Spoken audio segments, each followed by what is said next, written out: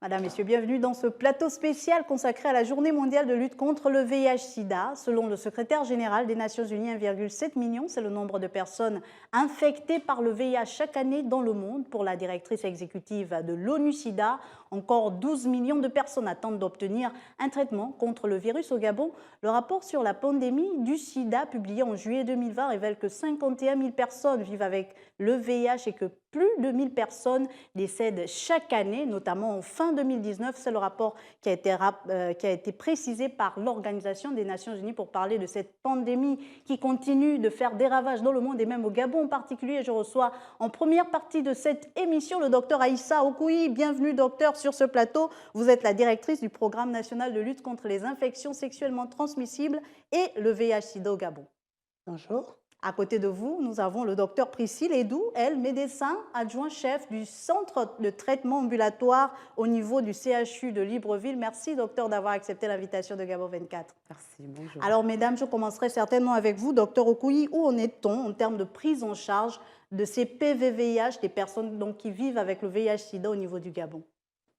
Alors, vraiment, je voudrais remercier Gabon 24 qui, aujourd'hui, me donne l'opportunité de parler une fois de plus encore du VIH-Sida. Alors, il faut dire que pour ce qui est de la prise en charge du VIH au Gabon, nous avons fait beaucoup d'efforts, Mais il faut dire qu'il y a beaucoup de choses aussi qui restent encore à faire. Nous sommes partis quand même de la création des différents centres de traitement ambulatoire dans tout le pays à la vulgarisation, à la généralisation avec des services de prise en charge du VIH qui sont intégrés dans les structures sanitaires autres que les CTA. Nous avons la gratuité du traitement antirétroviral pour toutes les personnes qui vivent avec le VIH au Gabon. Et ensuite, nous arrivons à réaliser des bilans, mais chez les personnes uniquement démunies. Il faut dire que tout cela mis ensemble, le bien-être des populations. Alors, docteur Edou, vous qui êtes au contact de ces PVVIH au quotidien, comment ça se passe concrètement au niveau des CTA, notamment dans la prise en charge de ces PVVIH? Bon, de manière pratique, au niveau des centres de traitement ambulatoire, nous faisons de la prise en charge globale des personnes vivant avec le VIH. C'est quoi la prise en charge globale? C'est une prise en charge psychosociale, une prise en charge médicale, une prise en charge communautaire et une prise en charge médicale de ces patients vivant avec le VIH. Pourquoi prise en charge psychosociale? Prise en charge psychosociale parce que c'est des personnes qui subissent la discrimination et la stigmatisation. Donc ces personnes ont besoin d'une oreille attentive pour pouvoir les réinsérer dans la société. Prise en charge médicale, pourquoi médicale? Parce que le VIH fait le lit de multiples infections opportunistes qui fragilisent le malade. Pourquoi prise en charge communautaire? Parce qu'effectivement, le médecin seul ne peut pas faire toute la prise en charge de la personne vivant avec le VIH. Nous avons besoin de ce que nous appelons le continuum des soins, donc des personnes, des agents communautaires, qui sont parfois des personnes vivant avec le VIH, qui accompagnent à domicile ces personnes qui sont affectées par cette maladie. Et pourquoi prise en charge nutritionnelle? Prise en charge nutritionnelle parce que c'est bien beau de prendre le médicament, mais à côté de ce médicament, il faut apprendre, éduquer la personne comment manger pour que le traitement, les médicaments qu'ils prennent puissent être efficaces. Écoutez, le docteur Edou nous donne comme l'impression qu'au Gabon, on a déjà atteint finalement tous les objectifs. Mais docteur Okoui, il y a encore 1000 décès observés par an au niveau du Gabon. Comment inverser la tendance de ces 1000 décès? Pourquoi on en est encore là d'ailleurs aujourd'hui? Alors, il faut dire que nous avons des objectifs qui nous ont été assignés par la communauté internationale. Ces objectifs sont les 3,90. Le premier 90 étant de pouvoir dépister le nombre de personnes supposées vivre avec le VIH. Est-ce que cela est fait concrètement? Alors, pour ce premier 90, nous sommes à 88%. Il nous reste globalement cette année près de 6 000 personnes à dépister en plus de ce que nous avons déjà fait comme effort. Le deuxième 90, c'est non seulement pouvoir dépister ces personnes et découvrir séropositives, mais aussi les mettre sous traitement antirétroviral. Pour ce deuxième 90, nous avoisinons les 58% de couverture. Pourquoi on en est encore à 58% et pourtant les antirétroviraux devraient être distribués automatiquement aux malades du sida?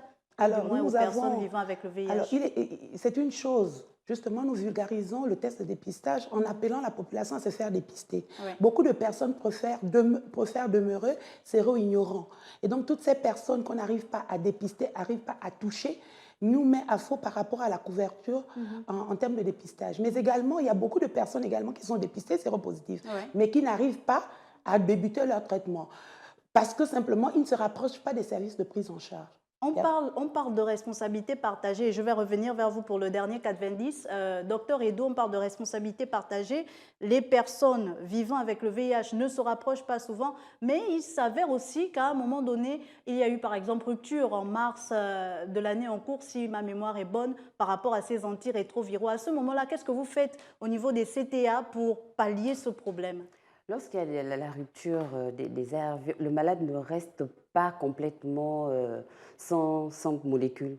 Nous faisons des substitutions en fait, de molécules de même famille pour pouvoir éviter que les personnes n'aient des charges virales détectables, alors que c'est des personnes qui avaient déjà commencé des traitements et qui étaient déjà bien par rapport à leur charge virale. Mais pourtant, il nous a été rapporté par certaines personnes vivant avec le VIH, par exemple, qu'en arrivant au CTA de Libreville, elles ont été renvoyées chez elles par faute d'antirétroviraux. Donc, il n'y en avait pas à leur donner. Elles étaient obligées de repartir à la maison. Comment ça se passe? Ce sont des ruptures très brèves. Très brèves.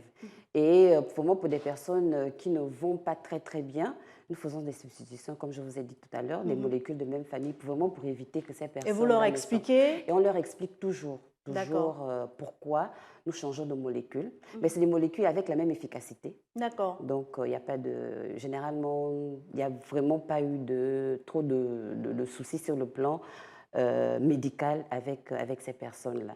Docteur Okoye, vous pouvez poursuivre avec les derniers 420 peut-être? Alors, si je veux bien renchérir sur ce que le docteur Edou est en train de dire, il faudrait quand même que nous réussissions à relever quand même la volonté qu'a le gouvernement de pouvoir rendre gratuit le traitement antirétroviral à toute personne qui vit sur le territoire gabonais, qu'on soit étranger ou pas. Ce fait permet justement a permis justement à plusieurs personnes de pouvoir bénéficier de ces traitements. Alors, il y a quand même un minimum d'examens qu'il faut demander avant la mise sous traitement antirétroviral, parce qu'il faut savoir que ces thérapies sont quand même lourdes. Oui. Ce ne sont pas des médicaments qu'on va donner comme ça. Et même lorsqu'on a mis sous traitement, il y a un suivi qui est un bilan biologique et qu'il faut vérifier, parce qu'il y a beaucoup d'effets secondaires, etc., par rapport à ces médicaments. Donc, parfois, les patients qui sont en rupture de traitement peuvent se trouver dans une situation soit d'effets secondaires, soit des effets d'approvisionnement de médicaments, etc. Mais j'avoue quand même que des efforts sont faits dans ce sens pour qu'il n'y ait pas de rupture nationale de médicaments. D'accord. Alors, si je veux bien continuer sur le troisième 90, c'était pour dire qu'après avoir mis sous traitement les 58% que nous avons en couverture, il est question pour nous de vérifier que le traitement marche, donc l'efficacité thérapeutique. Ouais. Et ça, comment vous le vérifiez? C'est par la mesure de la charge virale. C'est un examen qui est quand même assez onéreux et malheureusement pour ça, il a la charge des patients. Mais pourquoi, et donc, docteur beaucoup de quand patients on sait que plusieurs ont du mal. PV-VIH sont de conditions modestes quand même? Oui, alors il faut dire que nous sommes... cet examen est pris en charge par la CNAM-GS à moitié. Et la CNAM-GS assure, mais malheureusement, nombreux sont aussi les malades qui ne sont pas assurés à la CNAM-GS. Donc, ce fait-là rend parfois difficile la réalisation de cet examen. Est-ce qu'à votre niveau, vous facilitez quand même, docteur Edou, l'immatriculation de ces PV-VIH au niveau de la CNAM-GS? C'est systématique dans nos structures de prise en charge. Quand un malade vient ouvrir le dossier, on lui fait un certificat médical qui l'amène au niveau de la CNAM-GS en fait, pour pouvoir se faire immatriculer de manière rapide. C'est vraiment un partenariat et nous louons ce partenariat que nous avons avec la CNAM-GS. Maintenant, par rapport à la difficulté, justement, comme le soulignait le docteur Okoye, pour se faire immatriculer, c'est parce qu'en dehors du certificat médical que le médecin doit lui établir, il y a d'autres éléments que la CNAM-GS demande, comme l'acte de naissance. Nous savons que beaucoup de Gabonais aujourd'hui ont des problèmes d'acte de naissance. Il y a d'autres documents que malheureusement ces personnes-là n'arrivent pas à réunir pour pouvoir se faire immatriculer. C'est pour ça que parfois l'immatriculation prend du temps. Est-ce que vous avez une visibilité globale des personnes que vous suivez au niveau du CTA, par exemple, de Libreville, pour celles qui sont immatriculées, pour celles qui ne le sont pas? Est-ce que les chiffres sont plus importants plutôt pour celles qui ne le sont pas? La plupart de nos patients sont immatriculés. À ce niveau-là, docteur Okoui, est-ce qu'il n'y a pas lieu de réfléchir à une nouvelle stratégie pour permettre à ces PVVIH d'avoir accès au moins à la CNAMGS? Alors, comme l'a dit docteur Edou, la CNAMGS nous a donné cette facilité de pouvoir justement, au cas où il y a un patient qui venait et qui n'était pas immatriculé, de pouvoir signaler par un courrier fait au DG de la CNAMGS pour signaler le besoin urgent d'immatriculer cette personne qui vit avec le VIH. Et cela est fait, pour la plupart. Alors, le souci aussi que je voudrais relever ici, c'est que beaucoup de patients, beaucoup de personnes préfèrent demeurer ignorants. C'est là où se retrouvent aujourd'hui les 12% que nous recherchons pour combler les 90% des personnes dépistées. Ouais. Beaucoup de personnes aussi, vous allez voir aujourd'hui dans les CTA, ceux qui viennent vous rapportent qu'ils ont été dépistés il y a 3, 4 ans, 5 ans, mais ils préfèrent faire la politique de l'Autriche en se disant j'ai peur de me rapprocher des CTA, qu'est-ce qu'on va me dire, etc. Donc, ils gardent leur sérologie positive et ils ne viennent pas prendre les traitements. Donc, ça fait qu'en fait, le nombre de personnes que l'on devrait mettre sous traitement n'arrive pas à augmenter. Il faut dire quand même que depuis 2015, nous avons adopté la stratégie internationale qui est de tester toute PVVIH, mais aussi de la mettre sous traitement. Et c'est ce que nous essayons de faire dans les différents CTA. Tester tout le monde, oui, mais veiller à ce que toutes les personnes testées puissent avoir un traitement antirétroviral. Donc, en sus de ça, en fait, il est question pour nous de décentraliser complètement cette prise en charge. Qu'elle ne reste pas limitée aux centres de traitement ambulatoire. Les centres de traitement ambulatoire reçoivent des milliers de personnes. Docteur Edou, il y a ce problème de la capacité d'accueil des CTA. Au niveau du CTA de Libreville, vous êtes complètement débordé. Le CTA de Libreville a été créé en 2001 pour accueillir 2000 personnes vivant avec le VIH. Mais actuellement, près de 10 ans plus tard, nous avons ouvert près de 15 600 dossiers. C'est pour vous dire la charge du travail que nous avons dans ces structures de prise en charge. Docteur Okoui, vous parliez de décentraliser la gestion des PVVIH. Oui, il faut dire que le VIH aujourd'hui ne devrait plus être considéré comme au début des années 2000. Le seul problème que les CTA. Voilà. Dans les années 2000, c'était quelque chose de nouveau, tout le monde cherchait à comprendre, à savoir. Ouais. On a quand même fait beaucoup de temps avec le VIH. Et ça fait quoi, plus de 20 ans qu'on est dans le VIH au Gabon. Donc, tout le monde devrait pouvoir aujourd'hui prendre en charge un VIH. Surtout qu'avec l'évolution des choses et les recherches, le traitement antirétroviral qui partait de 15 à 20 comprimés par jour à l'époque, aujourd'hui, on a des thérapies de 1 comprimé jour. Donc, tout le monde peut pouvoir mettre sous traitement les malades du VIH à 1 comprimé jour. C'est pour ça qu'il est question aujourd'hui que toutes les formations sanitaires, tout le personnel en charge de la santé puisse, au niveau où il se trouve, prendre en charge un malade plutôt que de référer dans les CTA qui sont déjà engorgés. Alors, les médecins des CTA, ils font vraiment un travail merveilleux, un travail prenant, un travail, je veux dire, passionnant. Mais je pense que le nombre de personnes vivant avec le VIH étant ce qu'il est, il est question aujourd'hui justement d'en appeler à un sursaut d'aide de la part des autres structures sanitaires pour que nous soyons dans une infirmerie, pour que si nous sommes dans un hôpital de district, nous puissions justement mettre les patients que nous recevons sous traitement antirétroviral. Et justement, nous pourrons, dans cette émission, recevoir Madame Fatou Moussunda, qui, elle, est la présidente du réseau des personnes vivant avec le VIH au niveau du Gabon. Occasion pour nous de dire merci au docteur Edou d'être passé sur ce plateau. Merci. On observe une courte pause et on se retrouve juste derrière.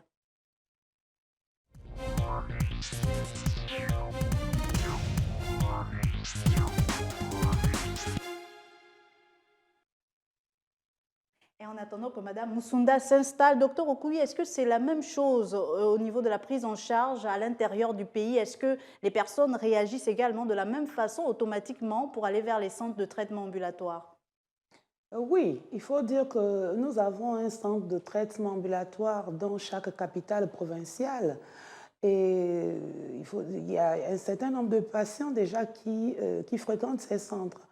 Au niveau, par exemple, de l'Ogooué maritime, nous sommes à près de 4000 malades. près de 3000 malades au niveau de Franceville, dont Lambaréné, Mouila, 1200 malades. Il faut dire que les personnes vivant avec le VIH fréquentent les centres de prise en charge. Mais il y a quand même cette problématique des perdus de vue. Comment on en arrive encore à ces personnes qui coupent les ponts complètement avec les CTA? Alors oui, et vraiment, la problématique des perdus de vue, c'est une problématique qui est là, elle est réelle. Mais il faut dire aussi que la prise en charge du VIH, la maladie du VIH est une maladie au long cours. Oui. C'est-à-dire, une fois on vous a déclaré séropositif, vous le serez toute votre vie. Oui. Donc vous pouvez être assidu pendant les 10 premières années et au bout des 5 années qui suivent, être épuisé et ne plus fréquenter les centres de prise en charge. Normalement, ça ne devrait pas être comme ça. Mais il faut aussi dire que, par exemple, cette année, nous avons perdu près de 1800 malades. C'est-à-dire perdu de vue près de 1800 malades sur les 26 000 qui sont régulièrement suivis dans les différents centres de prise en charge au niveau du Gabon. Comment vous faites pour essayer de réduire ce chiffre-là? Comment vous faites pour améliorer le suivi, pour dire à ces personnes de ne pas partir, mais de rester jusqu'au bout? Oui, alors vous savez que dans les centres de prise en charge, il y a tout ce qui est le volet psychosocial, Oui. avec les assistants sociaux, les psychologues. Et donc les discussions sont toujours faites avec des groupes de parole, etc., autour de la mise sous traitement, autour de la prise des médicaments. Tout à l'heure, on parlait du continuum de soins, c'est-à-dire tout ce qui est suivi à la sortie de l'hôpital, tout ce qui est association et de lutte et association des personnes vivant avec le VIH pour pouvoir suivre les malades au sortir des centres de prise en charge afin que les malades puissent être maintenus dans le circuit. Mais il faut aussi dire qu'il y a beaucoup de malades que l'on dit perdus de vue. Oui, ils peuvent être perdus de vue au niveau du CTA de Libreville, mais se retrouver à être enregistrés dans un autre CTA et être suivis. Donc, il y a ce genre de patients-là, alors c'est pour pratiquement que nous nous retrouvons 2 fois l'année, pour pouvoir nettoyer nos files actives, essayer de voir où sont partis ces patients quand ils sont nombreux, où est-ce qu'ils se trouvent aujourd'hui. On essaie de confronter les chiffres pour pouvoir retrouver les patients qui ont des dossiers dans plusieurs centres. Qui font ces sortes de doublons au niveau des CTA. ces sortes de doublons. Alors, Madame Moussunda, on reviendra vers vous, docteur Okouyi. Merci de nous avoir rejoints sur ce plateau. À votre niveau, certes, on a évoqué avec docteur Okouyi et docteur Edou déjà certaines avancées au niveau de la prise en charge des personnes vivant avec le VIH. Je rappelle pour nos téléspectateurs que vous êtes donc la présidente du réseau gabonais des personnes vivant avec le VIH-Sida. Quels sont les défis auxquels vous êtes confrontés encore aujourd'hui? Les défis que nous sommes confrontés aujourd'hui, je peux dire qu'il y a d'abord le problème de bilan que nous sommes confrontés. Il y a aussi le problème de la décentralisation des CTA, parce que vous voyez qu'il y a déjà beaucoup de personnes qui sont infectées et il n'y a pas assez de centres de prise en charge au niveau du Gabon, parce que tous les CTA se trouvent que dans les provinces. Voyez-vous que dans les districts, quelqu'un qui quitte par exemple à Moulengbinza ou bien à Ndindi, qui va à Chibanga, vous voyez que c'est un long trajet, c'est un long parcours et puis il faut avoir de l'argent pour aller prendre son médicament ou bien aller rencontrer le médecin dans la province. Donc, vous voyez, le problème de perte de vue que vous aviez évoqué tout à l'heure, moi, je peux dire que oui, les perdus de vue, parfois même, c'est le problème de moyens. Bon, le problème de moyens et le problème aussi de la honte. Parce qu'il y a certains PVVIH, quand ils sont par exemple à Port-Gentil, pour ne pas être vus comme PVVIH, la patiente se déplace de Port-Gentil pour venir à Libreville. C'est là où on se retrouve avec parfois des doublons. Voilà. Donc, parce que le VIH de nos jours, c'est encore une maladie de honte. Ça n'a pas été encore brisé parce que... ça fait quand même plus de 20 ans que vous vivez avec. Est-ce que ça a toujours été évident pour vous, par exemple? Non. Pour moi, ça n'a pas été évident parce que moi, j'ai banalisé ça depuis, j'ai accepté mon statut sérologique. Donc, pour moi, je n'ai pas de problème à ce niveau. Mais le problème se trouve chez les autres qui à peine connaissent son statut sérologique. Voilà la honte qui s'installe. On ne peut pas dire aux gens que voilà mon statut sérologique.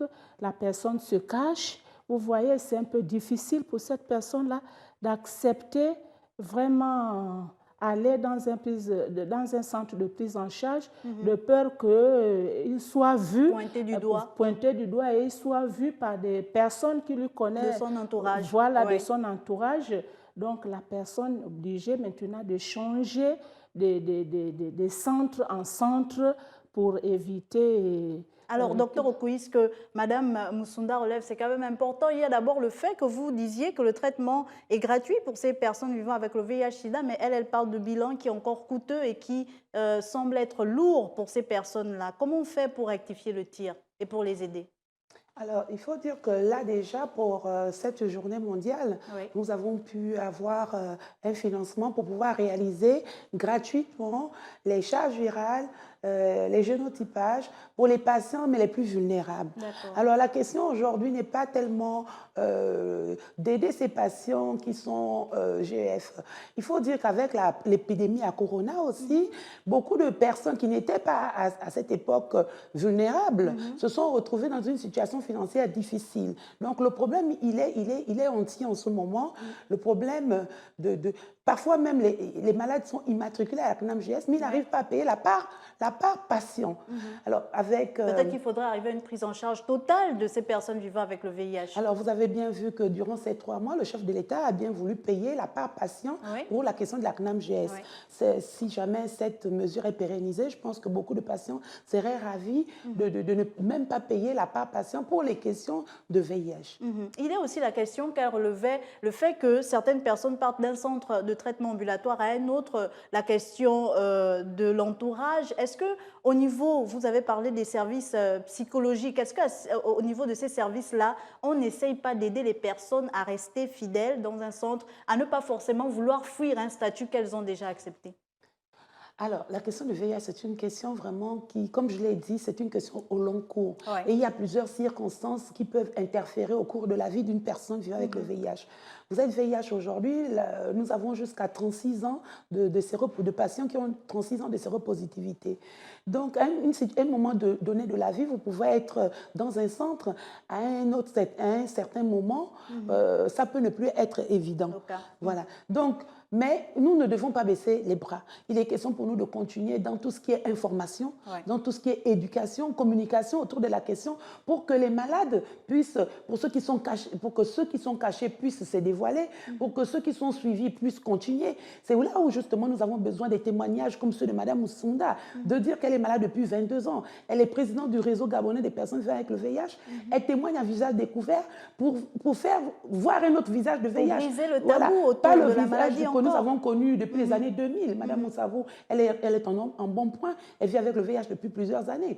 Donc, il faudrait vraiment que les personnes qui vivent avec le VIH puissent prendre sur eux, vraiment prendre sur eux. C'est une maladie au long cours, oui, mais on peut vivre avec et on peut vivre longtemps avec. Et ce sera certainement votre mot de fin. Madame Moussunda, peut-être pour encourager ces personnes qui hésitent encore à venir vers les centres de traitement ambulatoire, qui se cachent une fois elles ont su qu'elles étaient séropositives, qu'est-ce que vous pouvez leur dire, vous, en tant que personne vivant avec le VIH depuis 22 ans maintenant? Moi, ce que je peux dire, c'est qu'ils prennent la maladie du VIH comme toute autre maladie.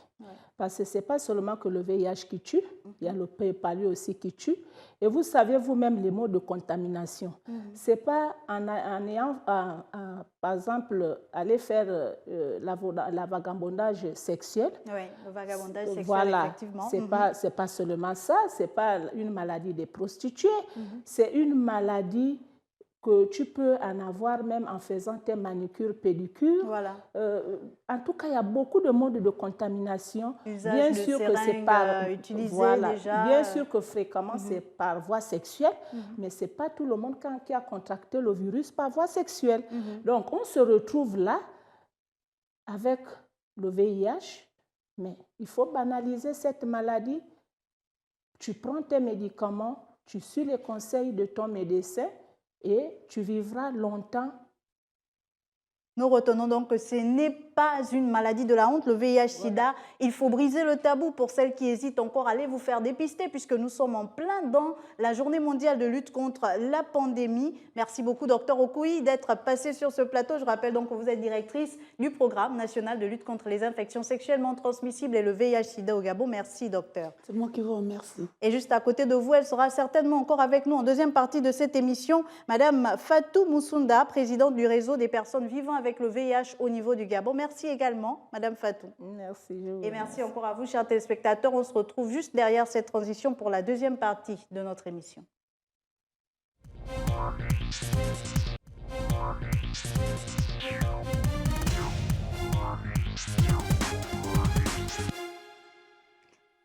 Madame, Messieurs, bienvenue dans cette deuxième partie de cette émission consacrée à la Journée mondiale de la lutte contre le VIH-Sida. Avec moi sur ce plateau, nous avons toujours Madame Fatou Moussunda, présidente du réseau des personnes vivant avec le VIH au Gabon. Et elle nous a rejoint, une invitée pas des moindres, Dr Françoise Ndaye Chimié. Elle est le représentant de l'ONU-Sida au niveau du Gabon. Mesdames, bienvenue dans ce plateau spécial de Gabon 24. Oui, merci beaucoup. Ma première Madame question Aziaté. sera à votre endroit, docteur. Ouais. Peut-être nous dire quels sont, en termes d'engagement, en termes d'action, ce que vous faites pour soutenir la lutte au niveau du Gabon. Actuellement, laissez-moi d'abord placer cette journée dans le contexte. Ça fait déjà 40 ans Quand même. qu'on est dans la lutte contre le Ah oui. sida. Et je voulais dire également qu'aujourd'hui, on a plusieurs avancées, on a des acquis, mais toutefois, il y a encore beaucoup à faire. On avait des objectifs 90-90 à atteindre cette année. 2020. En 2020. Et je peux vous dire que sur les 54 pays africains, Oui. il y a eu vraiment très peu qui ont pu atteindre à ça. Et au niveau mondial, on n'a que 13 pays qui ont déjà atteint les fameux 3,90. Ce qui veut dire 90 personnes vivant avec le VIH qui connaissent leur statut sérologique, Oui. et puis 90% qui sont sous traitement ARV, et le dernier 90 qui sont Contrôler la charge virale. contrôler la charge virale chez les personnes vivant avec le VIH. Maintenant, si je reviens à votre question qui concerne Les actions de l'ONU-Sida, je commencerai de dire que quand vous parlez de ONU-Sida, il faut penser toute la famille ONU-Sida. ONU-Sida, c'est un programme conjoint des Nations Unies où il y a plusieurs agences, dont certains que vous connaissez, y compris l'OMS qui va prendre la part qui est de tout ce qui est du traitement. Il y a l'UNICEF qui va regarder tout ce qui est des enfants. Il y a également le UNFPA qui va regarder tout ce qui est de la santé sexuelle et reproductive. Et puis, il y a d'autres agences vraiment qui contribuent dans cette réponse. D'accord. Maintenant, aujourd'hui, qu'est-ce qu'on peut dire? Où est-ce que nous en sommes? Ah oui. Peut-être en termes de chiffres. En termes de chiffres. D'abord, il faut dire qu'au Gabon, nous sommes à 51 000 personnes qui sont estimées vivant avec le VIH. Et pour cela, il y a 45 000 personnes vivant avec le VIH qui connaissent leur statut sérologique. C'est le premier 90, donc c'est à peu près 88% des personnes qui connaissent leur statut sérologique. Par contre, si nous allons déjà au traitement, ça retombe à 26 000 personnes qui sont sous traitement actuellement. Et ces personnes-là, ça veut dire que, et ça fait autour de 58%. Alors que le traitement est gratuit à 100% au Gabon. D'accord. C'est pris en charge par le gouvernement. Alors, Madame Moussunda, vu que c'est un échange, le docteur Ndaye Chimié parle d'un traitement gratuit. Est-ce que ça lève véritablement à tous les niveaux, vous qui êtes la présidente du réseau national des personnes vivant avec le VIH, ou uniquement pour les antirétroviraux? C'est uniquement pour les antirétroviraux. D'accord. Oui, Et pour le reste Pour le reste, vraiment, c'est le patient qui paye. D'accord. Docteur, à ce niveau-là, est-ce que ce n'est pas aussi un frein pour l'atteinte de ces 90-là? Oui, c'est ce que j'allais dire. Le troisième 90, c'est l'examen de charge virale qui permet de voir qu'une personne qui est en train de prendre le traitement et répondre réellement à son traitement.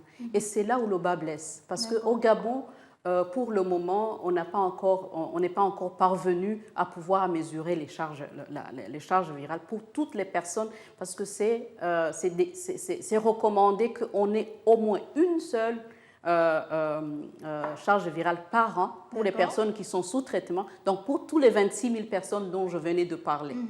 Et l'année dernière, on a pu faire que pour 7 600 personnes. Mais pourquoi, docteur? Est-ce que c'est lié là, justement, c'est lié au coût. C'est lié au coût de cet examen qui est assez exorbitant. À ce niveau-là, comment l'ONU-SIDA pourra apporter une aide au niveau de l'État gabonais? Aujourd'hui, il faut le dire que nous avons fait quelque chose d'assez spécial qu'on n'a pas l'habitude de faire, c'est de contribuer à ça. Oui. Mais d'habitude, comme vous le savez, le Gabon étant un pays à revenu intermédiaire, tranche supérieure, on n'a pas souvent les financements pour pouvoir contribuer à ce genre d'activité. D'accord, vous êtes plus chez les pays en voie de développement. Voilà, et c'est très difficile pour nous de mobiliser des ressources pour faire ce genre d'activité. Mais qu'à cela ne tienne, cette année, on a pu mobiliser quelques ressources et on va contribuer déjà, peut-être Madame Musunda pourra y revenir, à faire la gratuité de la charge virale pour au moins 1500 personnes vivant avec le VIH très démunies. D'accord. Et également un autre examen qu'on appelle le génotypage pour ceux-là qui n'ont pas, je dirais, les moyens, qui ont une charge virale déjà détectable. Donc quand on a le virus, malgré qu'il y a un traitement, on garde ce virus-là dans son corps, il faut regarder pourquoi et à quoi ça va, quel est le traitement qui pourrait bien répondre. Et là, on est obligé de faire ce deuxième examen qui est encore 4 fois plus cher que l'examen de charge virale dont je vous parlais. Alors, madame, donc, on va contribuer à ça, mais je peux vous dire qu'on ne contribue qu'à 6% des besoins.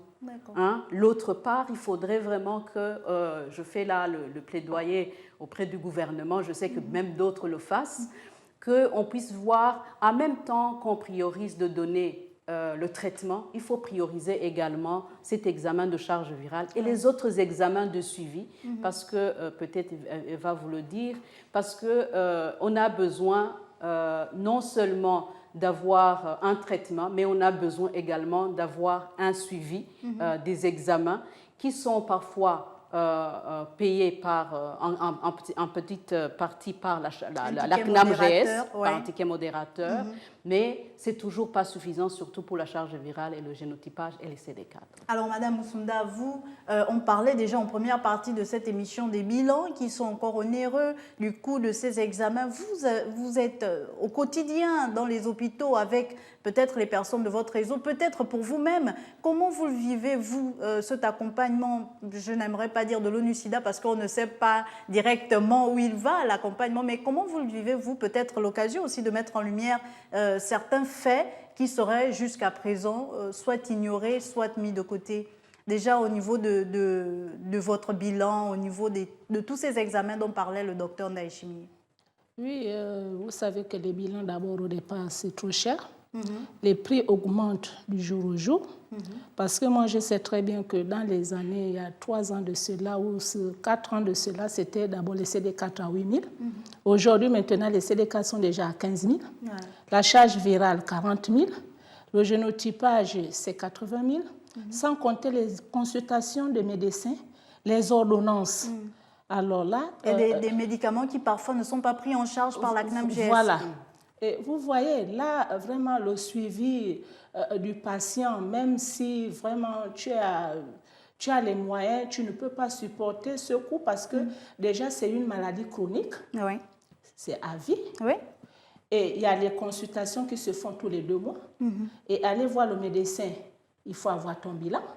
C'est par rapport au bilan que le médecin doit regarder ton état de santé. Il y a ceux qui sont pour tous les 3 mois, d'autres tous les 6 mois. Et vous voyez comment ça fait.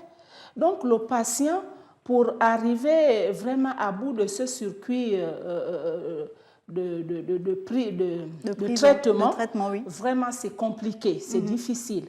Voilà pourquoi nous, le réseau gabonais des personnes vivant avec le VIH, nous avions fait un plaidoyer pour qu'au moins on prenne la globalité des bilans pour que la personne puisse bien suivre son traitement.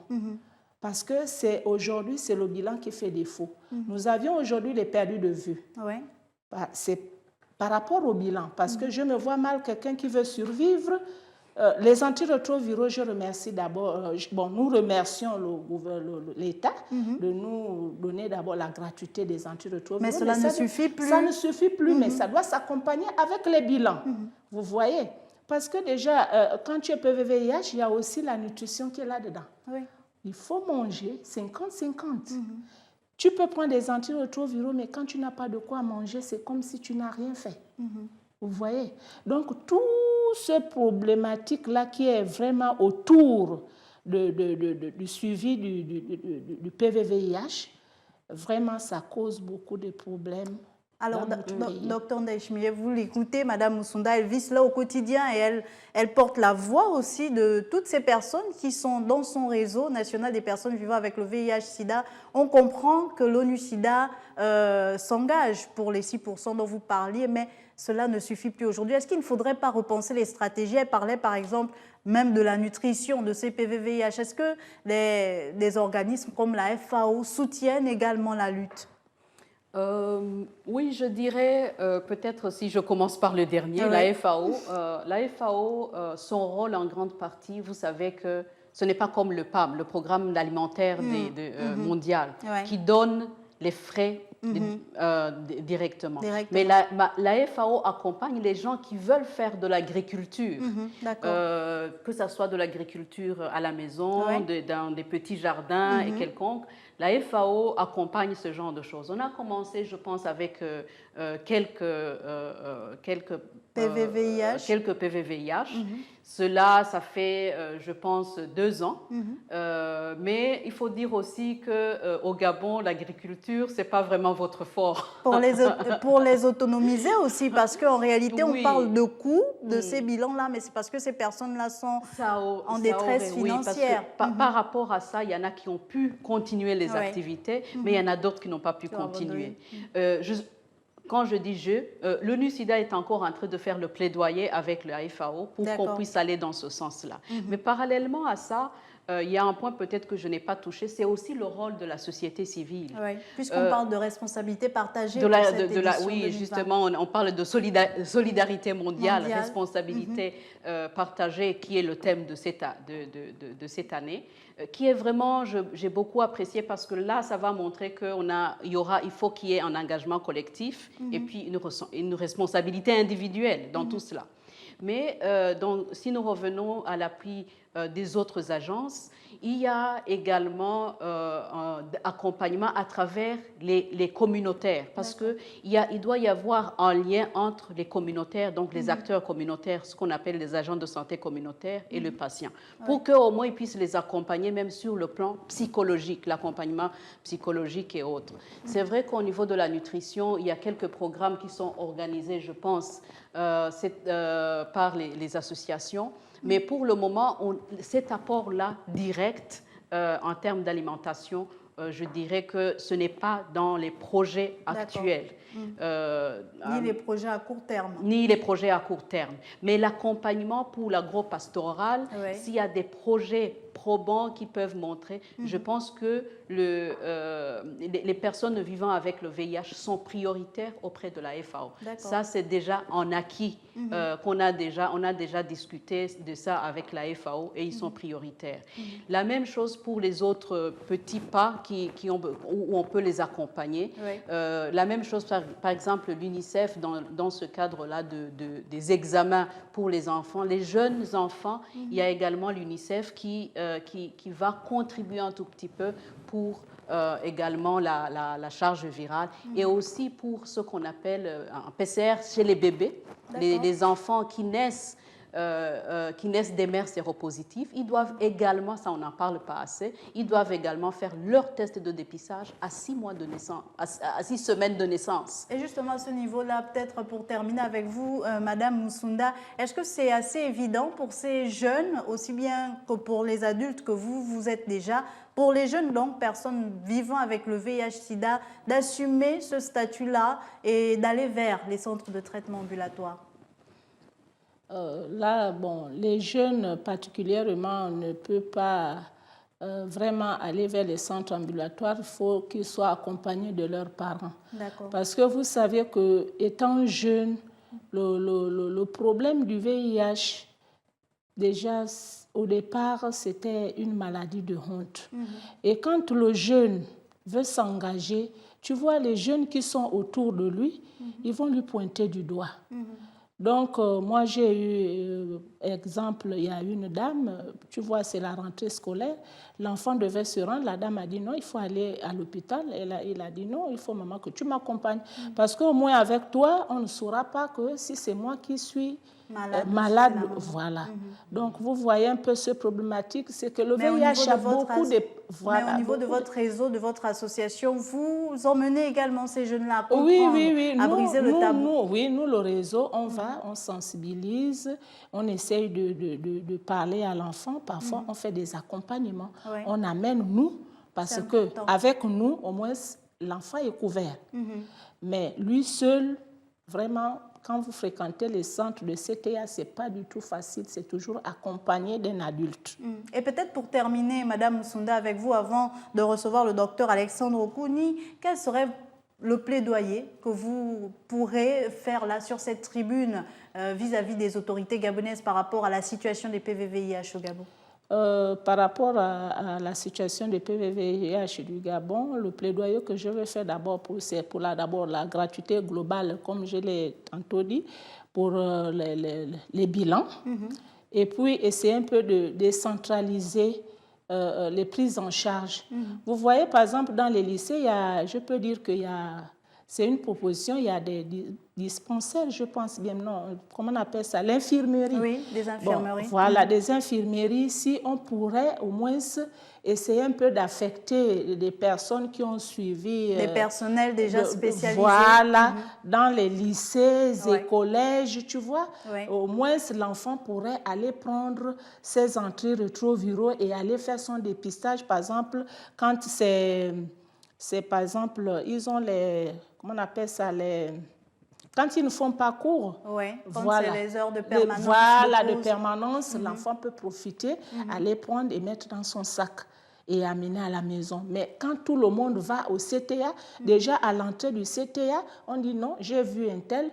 À l'entrée du CTA, c'est sûr que la personne est malade. Tu vois, ça vient à quelque sorte une discrimination, bien on va lui pointer du doigt. Oui, je l'ai vu au CTA. Or que si c'est dans comment on appelle ça? Dans un lieu, par exemple, neutre, une infirmerie. Voilà, l'enfant se sentirait mieux à l'aise parce que se dira que non, on ne m'a pas vu. Vous voyez? Et nous espérons que votre message est passé. Merci à vous, Madame Musunda, d'être passée sur notre plateau. Je rappelle à nos téléspectateurs que vous êtes la présidente du réseau des personnes vivant avec le VIH au niveau du Gabon. Merci encore d'avoir accepté l'invitation de Gabon 24. Pareillement, je vous remercie. Alors, docteur Ndachimié, alors que le docteur Okuni est en train de s'installer et va nous rejoindre sur ce plateau, peut-être revenir sur le suivi psychologique de ces PVVIH au niveau du Gabon. On a cette problématique des perdus de vue, mais est-ce que le suivi psychologique est assez suffisant pour éviter, par exemple, ce genre de problématique-là?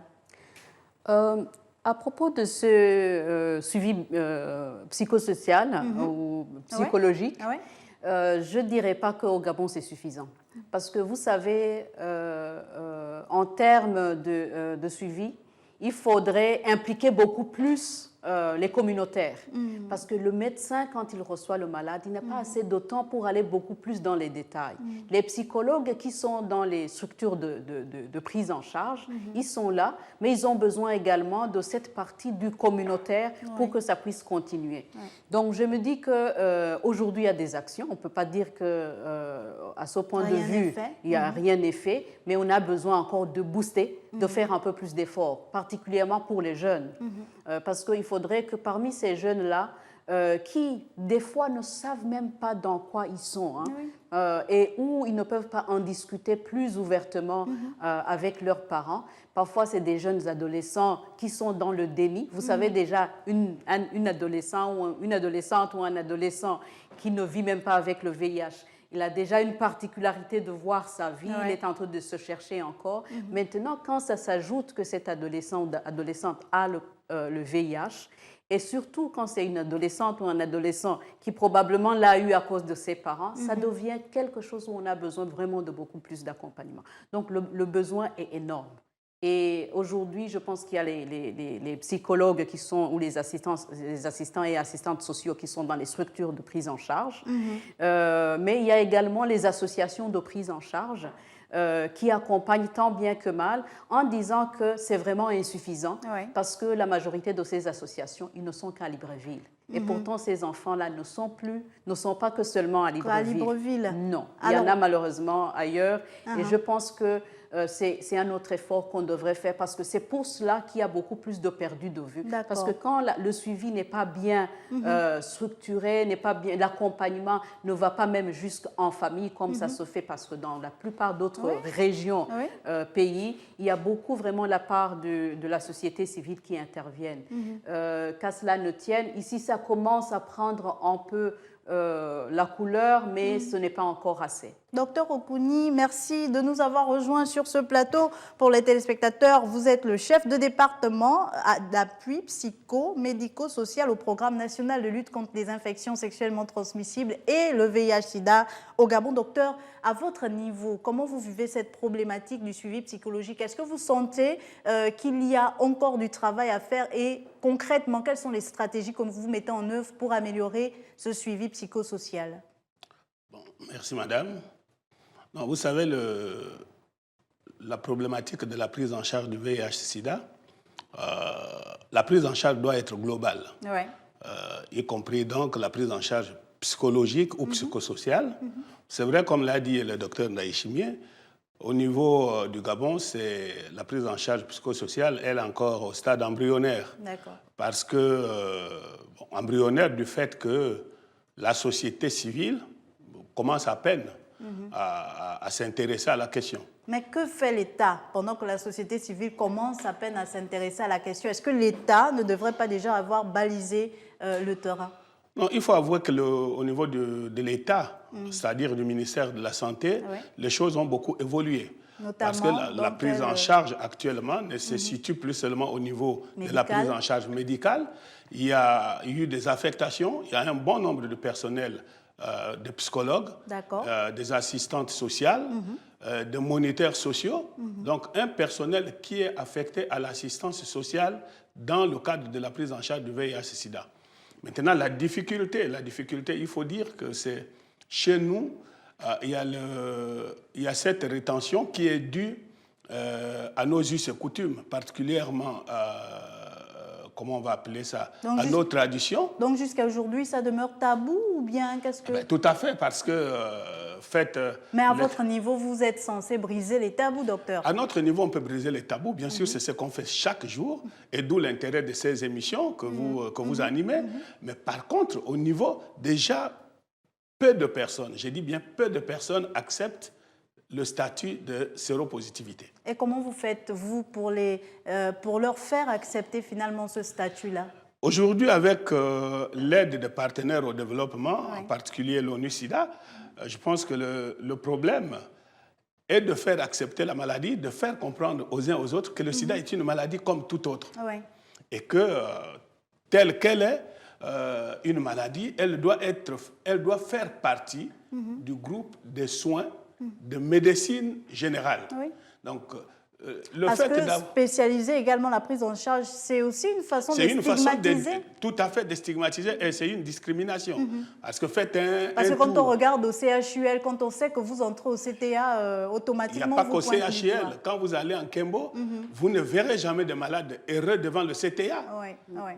Ils se cachent la face, ils ne veulent pas être reconnus par un tiers. Donc, du coup... Le tabou n'est pas totalement brisé. Alors, le travail qu'on fait avec les partenaires au développement, l'ONU, l'ONU-SIDA, l'OMS, c'est de faire accepter que le sida est une maladie comme toute autre maladie. Et qu'à cet effet, le sida bénéficie d'un traitement non discriminant.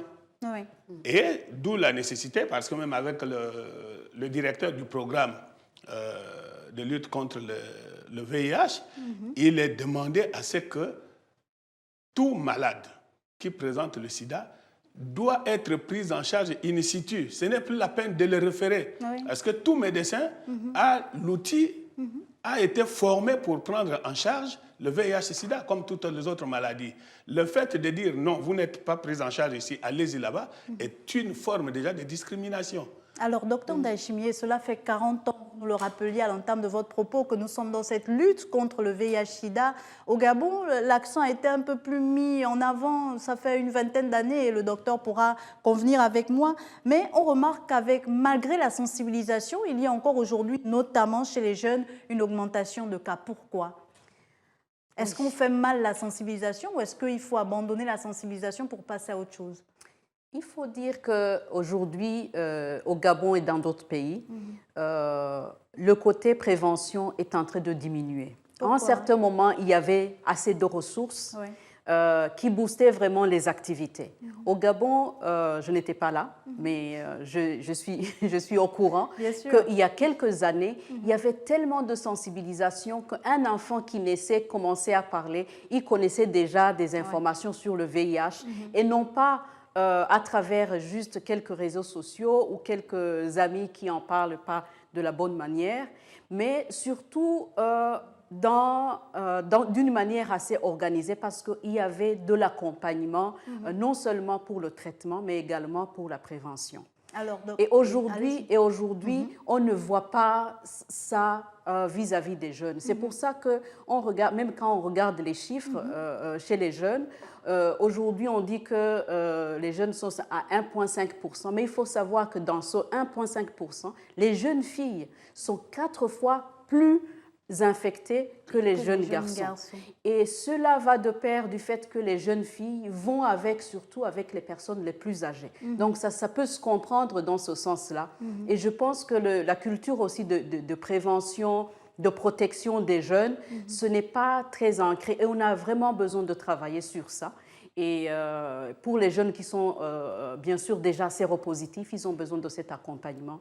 Donc voilà, vraiment, ça, on devrait se focaliser sur la jeunesse parce que c'est ça qui va nous permettre demain d'éliminer le virus. Parce que les gens qui sont déjà infectés adultes, avec le temps, ils vont probablement, s'ils sont sous traitement, ils peuvent décéder d'autres maladies, d'autres choses.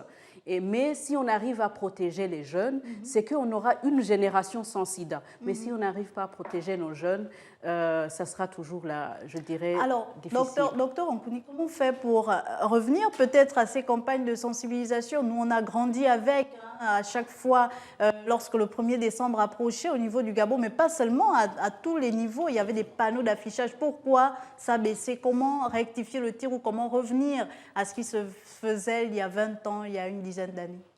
Non, mais vous savez qu'il y a une vingtaine d'années, justement, le sida était l'affaire. On partait du ministère de la Santé pour le programme national de lutte contre les infections sexuellement transmissibles et le VIH-Sida. Après, le gouvernement a cru bon de créer une direction générale, la DGPS, de la prévention du sida. Ce qui fait qu'on a déjà 2 entités, dont l'une au-dessus de l'autre. La DGPS est la tutelle du PLIST ou du PNList. Et on s'est partagé le rôle. Le PNList est le bras séculier en termes de prise en charge du VIH-Sida, alors que la DGPS gère le côté sensibilisation et tout. Et prévention. Et prévention. Mais ce qu'il faut dire, je pense que le docteur Ndayishimiye l'a souligné, il y a quelques années, les ressources allouées au programme SIDA n'étaient pas les mêmes.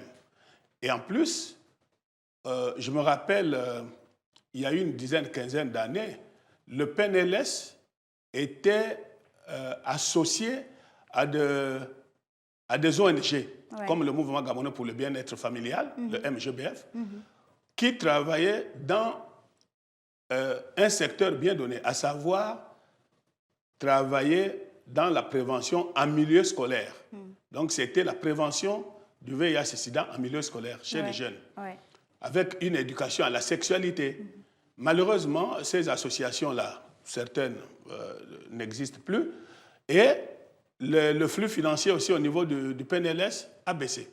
Ce qui fait que les campagnes, que le PNListe mène actuellement, c'est surtout les campagnes de dépistage, parce que nous avons des objectifs à atteindre avec les partenaires au développement. Même à ce niveau, au Gabon, on n'arrive pas à atteindre les chiffres qui nous sont demandés. Malheureusement. Les 3,90 qui sont demandés, je pense que le docteur Ndaïchimié, vous avez déjà dessus, parlé même longuement. Le docteur Okuyi en première partie même le docteur d'émission. Okuyi, on n'arrive pas à atteindre les 3,90. Pourquoi? Pourtant, il y a, au niveau du PNLS, il y a des campagnes qui sont menées. Donc je pense qu'il faut, et en même temps, intensifier les campagnes de sensibilisation et en même temps intensifier les campagnes de dépistage. Améliorer la prise en charge. Actuellement, le problème n'est pas au niveau de la prise en charge parce que nous avons reçu instruction dépistage, prise en charge. Quand on est dépisté séropositif, immédiatement, on n'attend plus faire le bilan pré-thérapeutique qu'on demandait il y a 10-15 ans. Immédiatement, il y a le médicament. Et il faut le relever. Au Gabon, la prise en charge du VIH est totalement gratuite. Du moins les antirétroviraux. Les antirétroviraux. Le bilan pèse encore pour les personnes vivant avec le VIH. Merci à vous, docteur Onkouni. Et ce sera certainement votre mot de fin. Peut-être rapidement pour conclure, docteur Ndaïchimié, est-ce qu'on peut finir sur une note d'espoir? Est-ce qu'il y a lieu d'espérer pour ces personnes vivant avec le VIH au Gabon? Je crois qu'il y a grand espoir parce que je vais même parler à deux niveaux. Les fameux 3,90, je pense que même si on se dit qu'on est un peu loin, on a la chance que le gouvernement gabonais au moins s'est engagé à tester et traiter. Ça, c'est déjà une bonne chose. Il reste la part des personnes qui doivent venir pour se faire vraiment traiter correctement. Maintenant, la part du 3,90, je pense aujourd'hui, on a les machines de charge virale dans toutes les provinces du pays. Donc, il reste juste à amener la charge virale, les tests donc des réactifs pour que ces personnes-là puissent accéder à ça. Et ça, c'est les 3,90 déjà. Il y a un autre élément qui est l'élimination de la transmission, rapidement, de la transmission du VIH, de la mère à l'enfant. Le Gabon a plus de 90% des personnes, des mères qui sont enceintes, viennent en consultation. Et de ceux-là, ils acceptent le dépistage. Donc, on a la possibilité de pouvoir éliminer le VIH d'ici 2030 au Gabon. Merci à vous, docteur Ndaïchimié. Je rappelle que vous êtes donc le représentant de l'ONU-SIDA au niveau du Gabon. Avec vous, nous avions le docteur Alexandre Okuuni. Merci également à vous d'être passé sur ce plateau. Vous êtes le chef de département appui psychomédico-social au niveau du programme national de lutte contre les infections sexuellement transmissibles et le VIH-SIDA. Juste un peu avant, nous avions Madame Fatou Moussunda, présidente du réseau des personnes vivant avec le VIH-SIDA en première partie d'émission. Docteur Okuyi et Docteur Edou étaient des nôtres. Merci à vous tous d'être passés sur ce plateau. Merci à vous, Madame. Merci, Monsieur, pour toutes vos précisions. On vous remercie beaucoup. Et merci à vous, chers téléspectateurs. On garde espoir. La lutte contre le VIH-SIDA se poursuit au Gabon, mais sur une note positive. À très vite sur Gabon 24.